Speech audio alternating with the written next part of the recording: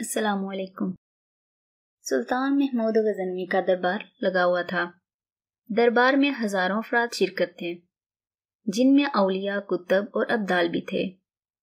सुल्तान महमूद ने सबको मुखातब करके कहा, कोई शख्स मुझे हजरत खिजर अलैहिस्सलाम की जियारत करा सकता है? सब खामोश रहे। दरबार में बैठा एक गरीब देहाती खड़ा हुआ और कहा, मैं जियारत करा सकता हूँ।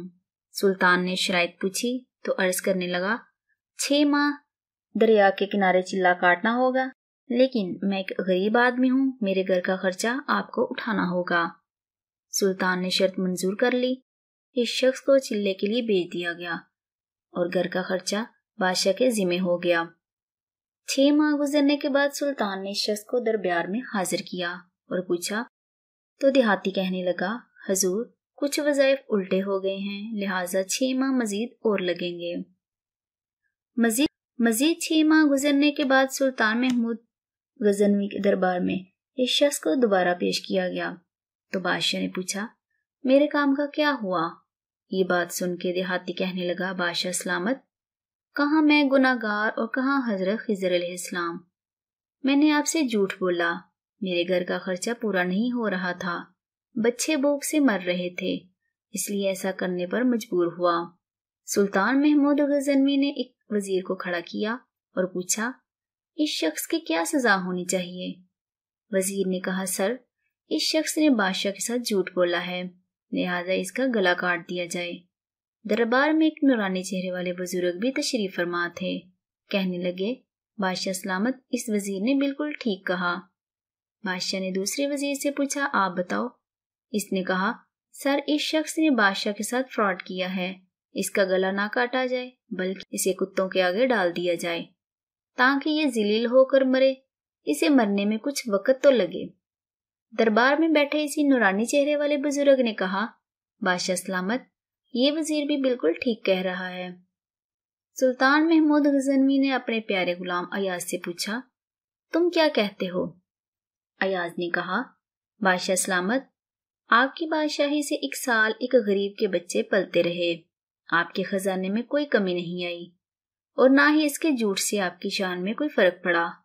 अगर मेरी बात माने तो इसे माफ कर दें, अगर इसे कत्ल कर दिया जाए तो इसके बच्चे भूख से मर जाएंगे।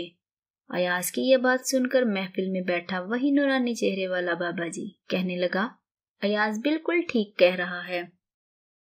सुल्तान महमूद गजनवी ने इस बाबा जी को बुलाया और पूछा, आपने हर वजीर के फैसले को दुरुस्त कहा, इसकी वजह मुझे समझाई जाए। बाबा जी कहने लगे, बादशाह सलामत, पहले नंबर पर जिस वजीर ने कहा इसका गला काटा जाए वो कौम का कसाई है और कसाई का काम है गले काटना।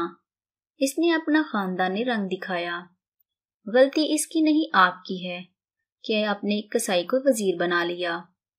दूसरा जिसने कहा इसे कुत्तों के आगे डाला जाए, उसे वजीर का वालिद बादशाहों के कुत्ते नहलाया करता था, कुत्तों से शिकार खेलता था, इसका काम ही कुत्तों का शिकार है, तो इसने अपने खानदान का तारुफ करवाया। आपकी गलती है कि ऐसे शख्स को वजारत दी। जहां ऐसे लोग वजीर हों वहां लोगों ने भूख से ही मरना है। और तीसरा अयाज सैयदजादा है। सैयदजादा की शान ये है कि सैयद अपना सारा खानदान करबला में ज़िबा करा देता है, मगर बदला लेने का कभी नहीं सोचता। सुल्तान महमूद अपनी कुर्सी से खड़ा हो जाता है और अयाज को मुखातब करके कहता है, अयाज, तुमने आज तक मुझे क्यों नहीं बताया कि तुम सैयद हो?